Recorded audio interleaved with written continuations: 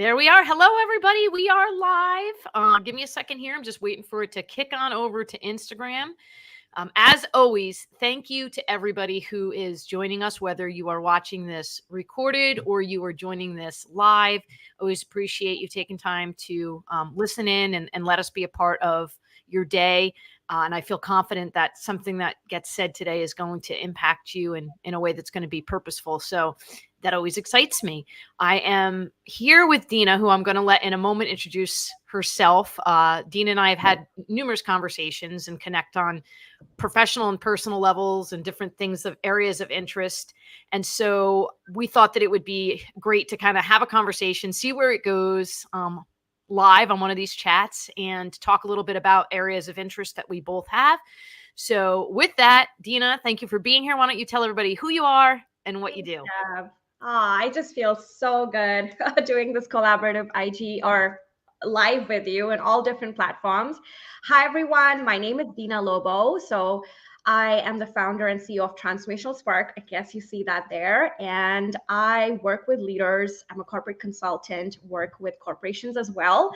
And my main focus is mental and emotional wellness. So I love helping leaders with logical, but also science and a little bit of spiritual. So it's the logic, but also a little bit of spirituality, because I truly believe helping leaders be seen and heard is a big battle. So that is what I do, truly.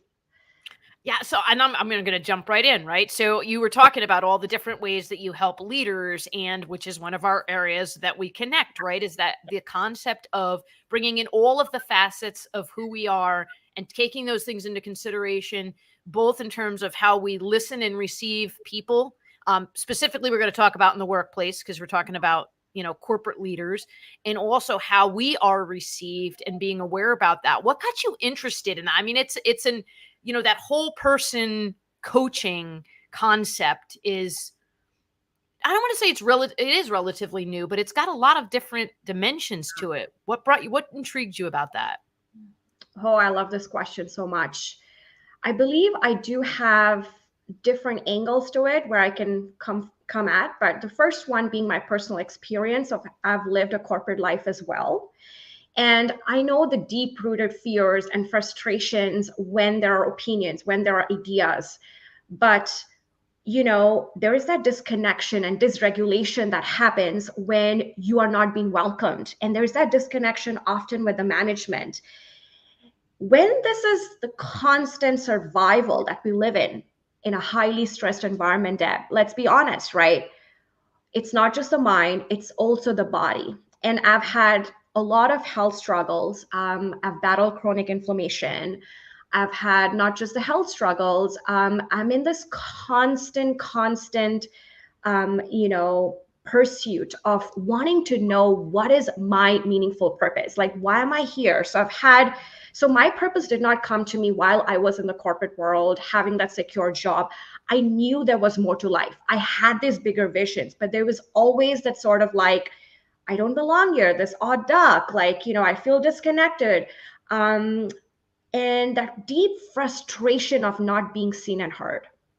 I think this is where I figured emotional intelligence is such a key, and to have some practical tools and knowledge to be my own boss, because I truly believe we are all entering into this 2027, like people call it different names, but I believe it's the era of individualism.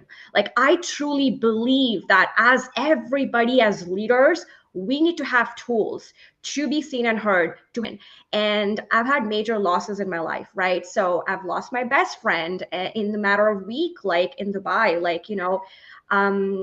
in a bachelor party, like my sister's bachelor party. And we were just like having so much fun. And there are so many different instances, which brings me back to like, are you really living to your fullest? Is that a meaningful purpose that you always live and breathe into? Are you excited about, let's go, it's Monday, lead by service, come, there's people who want to hear you. Are you showing up with that conviction?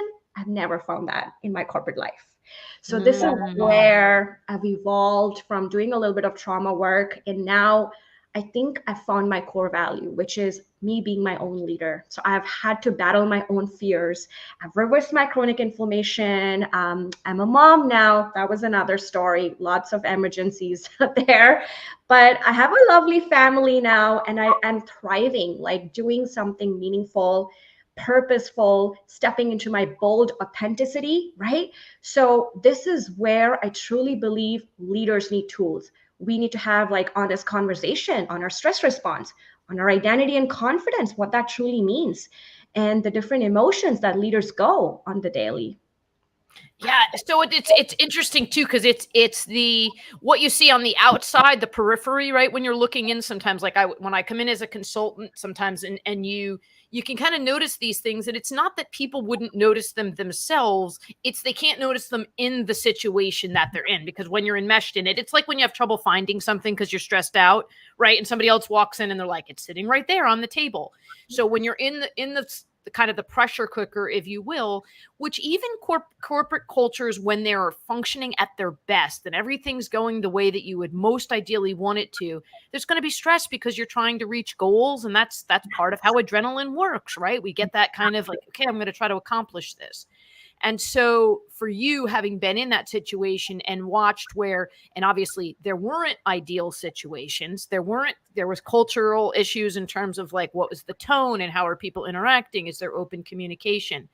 And then that just exacerbates that situation even more. So you really were noticing the void of individualism, not from a me first, but from I need to know myself in order to be able to fully give myself, because you can't really be of service if you don't know what it is that you have to offer as service, right? And so that's the piece it is. And I think when we start to recognize that in ourselves, we also start to recognize that in others, because we go like, here's a skill or a gift I have that I'm not using that could be beneficial, even though it's outside of my defined role. And then we recognize that other people have those skill sets as well. And so it just expedites the ability that we are able to help people work as teams. And yeah, I absolutely know that. Now, you talked about the mental health piece, and I think that that's a critical thing because, first off, mental health awareness has been increasing. Absolutely. I mean, there's still areas of improvement for sure, but that's been increasing. But because of the tide of events over the course of the last several years, all of the statistics are showing that just the increase in people who are reporting symptoms of mental health struggles, and people who are practitioners are reporting increased volume, people who are seeking help or noting how difficult it is to get help. Let's talk a little bit about that and how that impacts the work, both in terms of the work environment contributing to mental health, and how important it is to recognize mental health in terms of facilitating company a momentum. Yes. Thank you again for explaining that so very well, right? It's the knowing. I think it's like we individually have that knowing, but it's so much so that our mind is in control for the most part. And let's be honest, like as leaders, it's the logic, and we forget about our intuitive abilities, like, that we all individually carry, and the capacity and the capabilities that when we can come from an empowered state, right? So when we are talking about mental wellness and emotional wellness, we talk about letting leaders be seen and heard as their unique self-expression. So, we are so focused on health, wealth, happiness. I truly believe it's not just the triangle, it's the square. The missing piece here is our leaders stepping into their fullest self-expression. We're so conditioned that A equals B mindset, right? But what if A doesn't equal B? Have you seen the other direction? Right? Have you stepped into that authenticity? Are you able to not just focus and dial in so much, but what about the big picture, right? We forget who we truly are and the wholeness. Because what Deb brings to the table, Dina cannot, and what Dina brings, no one else can, because we individually have our experiences. And so this is where I truly believe that it's the identity and confidence, right? It comes when I'm coming from a state of empowerment. When I show to work, if I have that conviction if there is connection with people, if there is belonging, if there is like my opinions are translated well, and I'm in control, not just for the bad, but for the good. It's everybody. It's the collaborative environment. Then you can imagine how much excited I am, because I'm coming from a state of motivation, inspiration, not chaos, not rejection. That is what that I stand for. Like, I truly teach leaders, right? Leaders are so scared about, oh, if I truly let myself like the guard down and become vulnerable, maybe I'll be taken advantage of. Maybe I need to go through that attachment of being avoidant. But what if like you actually embody that authenticity of who you truly are and boldly communicate that in your lane at the same time, right? That is the missing piece. So it's not always A equals B mindset.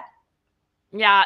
One of my favorite things to talk about, and one of my favorite workshops to do, is I call it the I don't know, the brilliance of the statement, I don't know. And it's not, it's not vulnerability for vulnerability's sake, right? You're not going to start oversharing information because there is a boundary, right? You're not going to start oversharing information just because you're going to show like, look, I'm here, I'm real. Like, authenticity is about just being able to accept and be very present in knowing that you don't know everything. Like, I love what you said. Nobody else can be Deb Harrison. Nobody else can be Dina Lobo, right? Like, we could do things that are very, very similar in process, in purpose, in perspective, etc. But we ultimately are going to be two very unique individuals. And so when you're sitting at a table, you don't know everything that everybody else at that table knows. It's just not possible. And to me, that's such a cool thing. Like, it just makes my curiosity peak. Every time I sit at a table, I'm like, everybody here's got like loads of information that they can share with me. And I have loads of information that I can share with other people. Very eloquent, right? That was poetic the way I said that, loads of information. Right. But it does provide an opportunity for us. And so that's what that I don't know concept is about, is that recognizing there's things I don't know. Yeah. And so then when as you were talking about, when you embrace that from an authentic perspective, you're able to make people feel at ease, because they realize that when you say you do know, you really know. Like, this is confidence, because you said you didn't know when you didn't know. It's not a lack of knowing that's the challenge. It's the lack of being aware enough and courageous enough, compassionate enough to say, like, this isn't something that I know enough about in order to answer this question, or in order to complete, who can do that with me. And that makes you get, you're talking about being heard and seen. That really, truly does impact the people that are on your team when you do that, because they see that, like, okay, this is a person that I can walk behind. Yes, truly. And when you truly let that, like, it's not just subconsciously you're taking care of your own belief system, your attachments, going from feeling insecure to now it's like, they're my people, right? They're holding space for me. And this is where growth happens, truly, because now you're coming from a state of like, I feel motivated. I'm inspired now for my opinions to boldly communicate and for it to take a form, right? So it's not survival instincts. Often, like, we have those instincts and then we don't know if it's fear and then there's that emotional wave. So we have to wait for clarity. But all of that takes care of itself when you're coming from the space of like, I'm empowered, let's go. Right? Yeah, it's exciting. So different. Yes. Yeah. It's not like, oh, what is the reaction? What is A equals B? Like, what am I already like picturing this to happen? Right? When we're coming, we're nervous and like, touchy and nervous and we're on the edge all the time. And then what happens with our stress response as a result is now we're not feeling our normal selves, of course. Our body, you can feel that like disconnect from what your logic mind is going through and what your nervous system and what you feel in your body, right? And when that disconnection happens, can you imagine on a particular day what leaders go through? You have to attend to emails, you have meetings back to back to back, right? Of course, maybe you're a mom, you have a family life, like everything that you have to worry about, which also happens in our subconscious. So then what happens to your dynamic communication? Is it seamless? What happens to the direct ROI that you can drive? Like, is that even possible?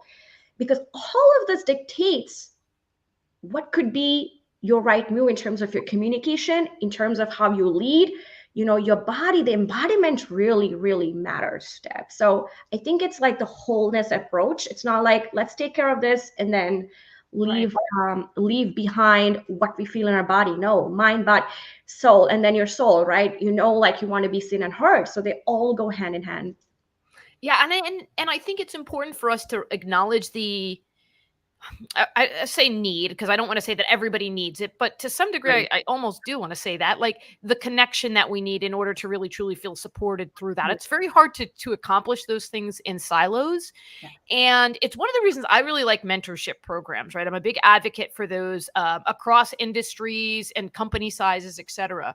Yeah. There's something that's really interesting that I love about the way that mentorship programs work, because I do think that as we get older, we do start to develop some things and look back and go like, oh, I have that awareness. It's experience, right? Like that's what it's all about. But in mentorship programs, so you've got the person who's gone through the experiences and has all of those different kinds of perspectives because they've had the awareness of going through the stuff. But there's also something that they can learn from the person who's at the starting end, right? So both the mentor and mentee have that Yes. reciprocal exchange of knowledge, of understanding, of gaining new insights, because they're able to show each other ways of looking at things that they wouldn't otherwise see. And so it's super cool because like I've been on the somebody's helping me end, and I've been on the helping somebody else, helping, because you're both helping each other, and like the learning goes both ways. Right? Yes. It's so important for programs to do, for I think for organizations really to try to put that type of thing in place where people can have a person that they can kind of go to and work through, and be able to develop what you're talking about, which is that sense of self in the workplace, which can be hard to build up.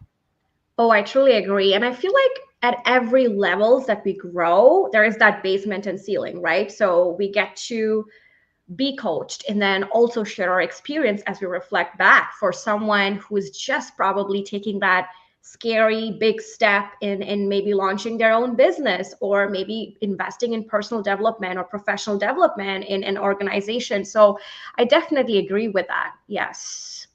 Yeah, and it just, when you were talking, it was reminding me of when I was a teacher. I think you knew that I was a teacher, 11th grade English teacher for 13 years, and so I would have some years I'd have like up to 125 students, right? So you think they're all taking my course, but I'm taking 125 courses every year. Yeah. Each of those students was teaching me a course in their story and in a different way to look at things and a different way to approach things. And, I could teach the same lesson, the same book, whatever, right? And you just come up with all of these different ways of understanding the content and the concepts. And so that's exactly the same thing in organizations. Yeah. Yes. And this is where I love building frameworks and taking from that angle of, like, you and I understand being a consultant, right? It's like, bringing in that piece of like where we can increase that productivity, right? Where we can talk about not just professional but personal development. Because when someone as a leader have tools to manage their own stress, or comes from a space of like, these are my fears, but how I can proactively take care of the dysregulation that I feel, and bringing that awareness piece and bringing that reflection piece on the daily, I feel like that is the change that organizations are looking for. And this is where I love to help. This was the missing gap. Like when I was in the corporate, like I was not able to reflect back on what is that missing piece, despite of like, working my way up the corporate ladder, or being moved into different departments, like, or going through my own health struggles. It's not just the disconnection piece, but then how do I manage my own stress levels, right? Like it's just such a cutthroat work culture that people go through on the daily, being highly stressful, versus now it's like, if you can reflect back and pattern interrupt, or have tools to manage your own stress and bring back that level, the shakiness is always going to happen. That's not going to stop. But despite of the shakiness, right, when the water spills, you can be in control of the reaction, versus okay, how can I disconnect and become an observer to what is happening? I feel like that, instead of living in pain, right, versus let me take a big picture, let me wait for that emotional wave to clear, let me see why was I, why was I even going through these sort of like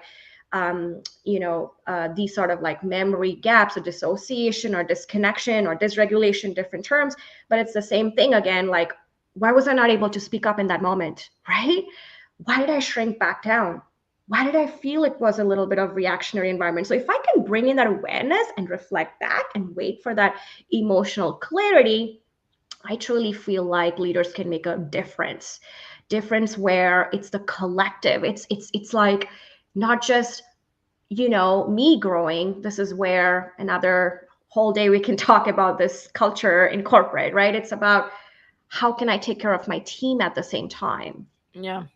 Yeah. Not, Curiosity. Oh, I'm yeah. sorry. I cut you off. Go ahead. Sorry, and not micromanage, right? Like Yeah. leaders are so stressed that they have to, because they come from a space of like fear-based, because they have big goals, right? And then at the same time, but how can they come from a state of empowerment and lay that structure to the team so that they can focus on business activities that drive the ROI? Yeah. Well, I feel like for me, and I can't say that's not across the board. Obviously, the clients that I've worked with are across the spectrum, right? From small to large in all different industries. So I don't want to make kind of a blanket statement, but I will say in general that there does seem to be oftentimes a weakness in onboarding processes that I think contributed. And I think onboarding both from like, so you're a leader, you've got a new hire, or you've got somebody who's coming into a different position, those onboarding processes, and even for the leader themselves, right? They maybe they came in directly to the company, or maybe they came in from a different position, but there's not a lot of that transitional onboarding that kind of helps you with, this is the way you're going to deal with these various circumstances, right? Even with new hires, especially right now, and I think it's turning a little bit, but with the current kind of job market and hiring and stuff, like I can say from a recruiting perspective, it's really difficult right now to get people. And so a lot of times people are coming in and they're very hurried to just kind of want to get quickly into the work and not take it. And without those onboarding processes, without taking the time to prepare people, whether they're coming from outside an organization or within an organization, whether they're doing a new, moving up to a different level, or they're moving kind of horizontally, but into a different type of area, taking time to train and get understanding and make sure that they're clear on what their goals and objectives are. Yes, I can vouch for that as well. Just like what you've experienced with your clients. I had 3 executives walk out. At that same week, I realized, you know what? They hear from the management, people are replaceable despite of decades of experience. Yeah. This is what leaders are going through. And for someone that I'm talking about, one of my executive who has 200 people in her team, who's like a mama bear, like a tribe is everything. But you can imagine when she hears notions like people are replaceable, you might have to walk out tomorrow. So what about the talent retention? What about that employee who has given her heart and soul and everything, and when she's not being seen and heard, or promotions get like, passed by her, right? Yeah. These are the things I truly feel like leaders need to talk about. These are the new ins, and this is the individualism like that I'm talking about, where leaders can embody that full self-expression. Yeah, Yes. absolutely. So let me, because we could go off. I have all these different potential areas that we could go off on, but I want to make sure, like, let's get into some gritty. Like, what's one of your favorite tactics, techniques, things that you recommend to people? Like you're talking about that, helping people to understand their sense of self as a leader in order to be mentally healthy and be effective, be seen and heard, and to see and hear their teams. What's like one of Dina's top techniques that she recommends, or things that you have people do?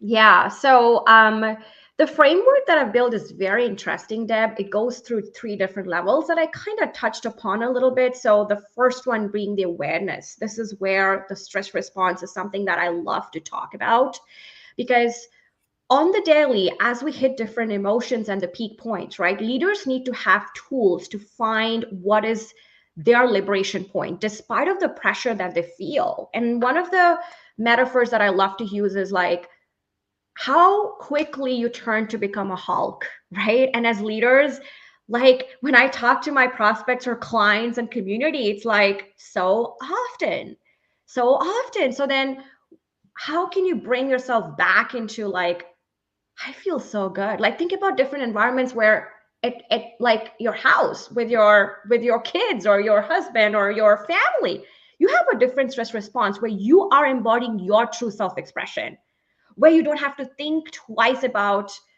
oh, am I going to be rejected in this process? Right. So I feel like people need tools to be seen and heard where they're aware of their reactive and repressive states. So that is the phase one that I, where I cover, there's about 4 modules. It's not the psychology, not just the psychology, but it's the physiology. So then how I can embody that change, how I can proactively, start building that connection with myself where I can become unapologetic about my self-expression, where I don't have to worry about, oh, at work, it's just a different kind of attitude. Who I be so different, right? Right? How can I still be calm and collected and come from that state of empowerment? So Mm. so I feel like that is the framework which is so powerful. And the stage 2 walks about the reflection piece, and the stage 3 is all about the integration process. So these are the different 3 stages, with my proprietary method called as Transformational Spark, that leaders walk through. And it's hitting on these different spaces of like creativity and innovation, on like how I can birth myself into not just having an opinion and idea, but then how can I give it a form, how can I collaboratively invite my team, right? So that there is dynamic communication, so that there is the sales and marketing that's happening, so that there is delivery. Because at the end of the day, those are the 3 things that drive the ROI for leaders. Wow. I mean, it's interesting. I like watching your body language as you were talking about that, right? Talk about being passionate about it. And what was it like to create that program for you? Like the creation process? Because I think there's a Yeah, creative process that goes across, whether you're painting a picture or writing a program, definitely. tapping into what you know, what you want to know. Yeah. What was that like for you? I just instantly connect with this story. Imagine you're walking through this garden, right? And as you walk by, there is that rose that stings you. Now, are you going to remember the beautiful garden, or are you going to walk away with that rose that stung you so bad? And the rest of the day, imagine the emotions that you're going through. What happens to your stressed environment that you are in right now? It's not the big picture anymore. Now it's like the rose, and the next thing will be the disconnection, and the next thing will be the dysregulation, and then it'll bleed onto your loved ones and the communication that you're going to have.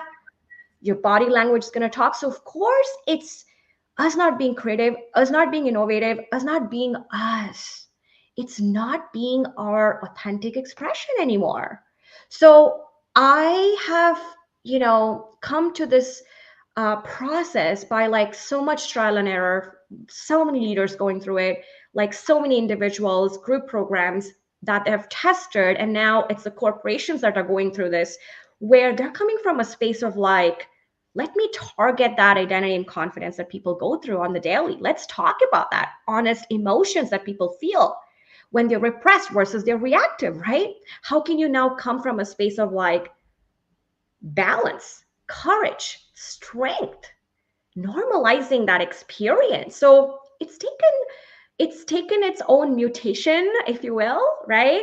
And then finally I feel like I've evolved. As I grow, I evolve, right? As I evolve, I'm niching down more to like, I want to work with someone who is interested in personal development. This is not their first, kind of show. They know what growth mindset is all about. They know how important it is for them to be in control of their own emotions on the daily, for them to have practical tools to manage their stress, for them to have a fullest self-expression of who they are. So I bring in creative expression through paint pouring. I love doing that with leaders. This is where it's not just like a workshop where you're just listening. It's very interactive. You're detaching from what the outcome is. It's not A equals B anymore. you are just stepping into your self-expression by being your own masterpiece. Like, who am I? And we're doing it through paint pouring and people, and we're having teams to support that. This is the very starting before I walk people through the frameworks. And I just absolutely love it.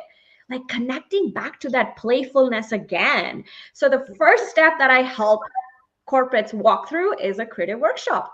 So I just did paint pouring for the first time. So I should clarify. I'm sure when I was in high school, because I remember doing some different types of things. So I think I did something along that lines when I was in high school, but I just did a paint pouring activity. And I mean, it's so symbolic to the act of paint pouring, the way that you select the colors and the way you let those colors flow. And, there's things you can control. There's things you aren't going to control. There's things you're going to predict. There's things you're going to be surprised.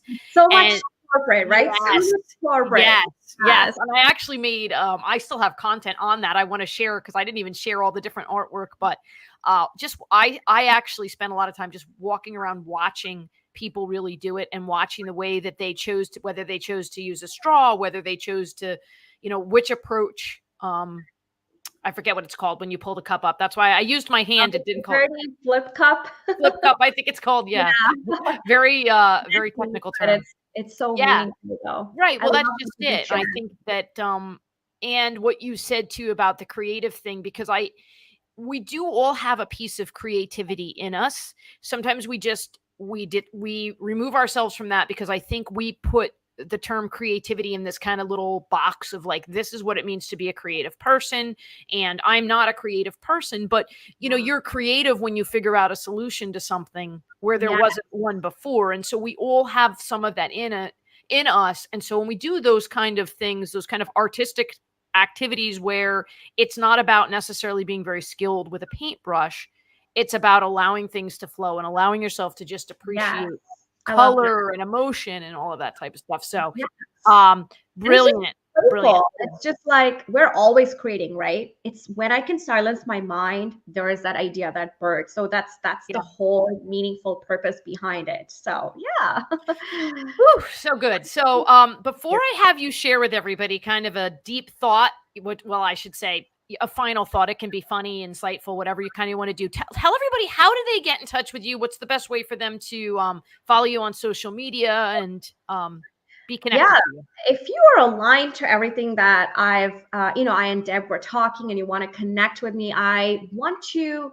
do this free assessment called Stress Response Assessment with you, where I walk you through three main core pillars, which is identity and confidence, emotional intelligence, and with stress response, there are different levels to your understanding in your daily stressed environment. So what happens to your, not just your logic mind, but then your emotional self, as well as your survival instinct, right? There's fears and attachments that go with that. So I kind of do this detailed assessment. All you have to do is go to Transformational Spark, which you see here, /leaders. All you have to do is put your name and email, and I will personally get in touch with you. So not just you get an ebook, which talks about new corporate ins and outs. It's so important as we walk through this individualism era that we've talked about, as well as you're going to get 3-part podcast series, right? Where I talk about emotions, I talk about stress response, I talk about my main pillars.